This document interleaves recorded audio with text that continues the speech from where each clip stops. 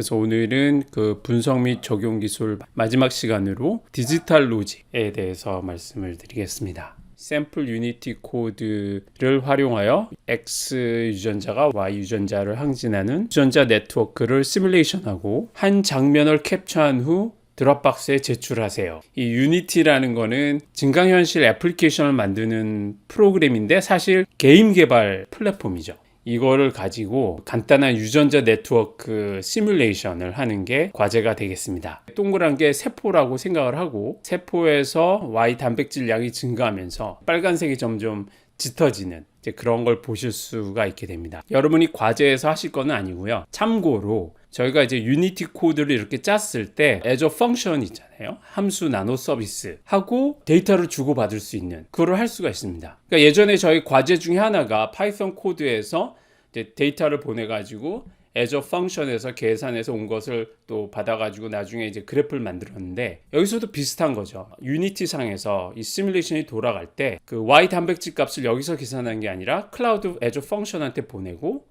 여기 주소가 나와 있죠. 그 URL이. as a function에서 그걸 계산한 걸 보내오면은 그걸 가지고 이제 빨간색이 점점 짙어지는 그런 거를 이제 시뮬레이션 할 수 있는데요. 이게 나중에는 어떻게까지 될 수 있냐면 저희가 증강현실 애플리케이션을 만들었을 때 증강현실이라고 했을 때는 저희 방이라든지 생활하는 공간에서 어떤 것들이 이제 센싱이 된다면은 이제 그래서 방의 밝기라든지 그게 클라우드로 가서 클라우드상에서 처리가 돼가지고 센서 데이터가 그 다음에 그게 내려와서 방에 있는 불의 밝기를 밝힌다든지 이런 것들이 가능하겠죠. 그래서 그런 의미에서 이제 이렇게 활용이 될 수 있다 말씀을 드리고요. 이거에 대해서는 소스 코드가 여기 있고 이 영문으로 이 튜토리얼을 설명하는 그런 게 있습니다. 그래서 관심이 있으시면 한번 보시기 바랍니다. 방금 말씀드린 건데 결국 유니티에서 데이터를 보내고 클라우드 상에서 계산이 돼서 함수 나노 서비스가 그거를 이제 유니티에서 시뮬레이션 하는 그런 게 되겠습니다. 보너스 과제를 말씀을 드릴게요. 이거는 이제 사실 100점이 아니고 이번에는 그냥 20점인데요. 워낙 간단한 거라서 FIRE라는 게 있습니다. FHIR, 영어로 Fasting Healthcare Interoperability Resources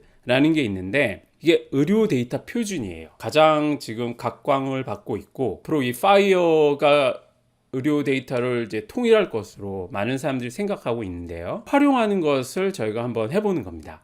병원에서 병원 기록이 있잖아요. 근데 파이어 서버를 구축해가지고 환자 데이터가 서버를 통해서 외부로 공개를 시키는 거죠. 스마트폰 앱이나 그런 것들을 이용해서 그 데이터를 가져올 수가 있고 이렇게 되는데 여기 나와 있는 그 파이썬 코드를 이용해서 파이어 서버에 접속을 해서 데이터를 가져오는 이제 그런 게 되겠습니다. 파이썬 코드를 보면은 거기에 이제 URL이 있어요. 그래가지고 이 URL이 나타내는 게 바로 파이어 서버인 거죠.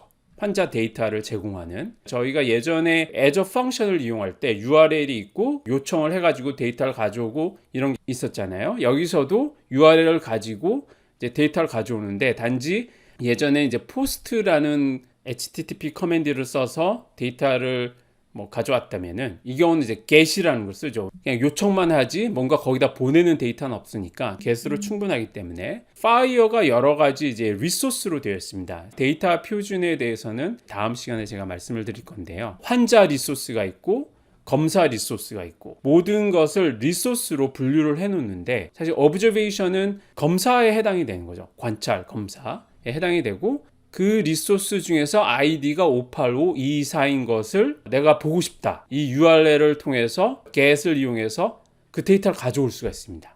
이 보너스 과제에서 여러분이 하실 것은 뭐냐면 리소스가 아까처럼 observation이 아니고 patient라는 리소스고요. 그러니까 결국 환자에 대한 어떤 데이터를 가져오고 싶은 거고 아이디가 605519이죠.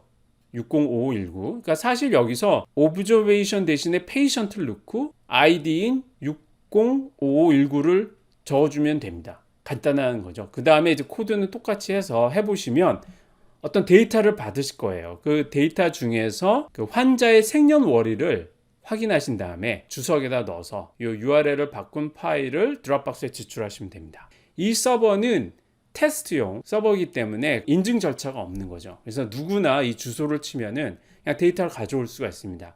쉽게 그렇게 만든 거죠. 그런 부분이 생략이 돼 있지만 파이어 서버가 어떤 거고 저희가 데이터를 어떻게 가져올 수 있는지 보실 수가 있을 것입니다.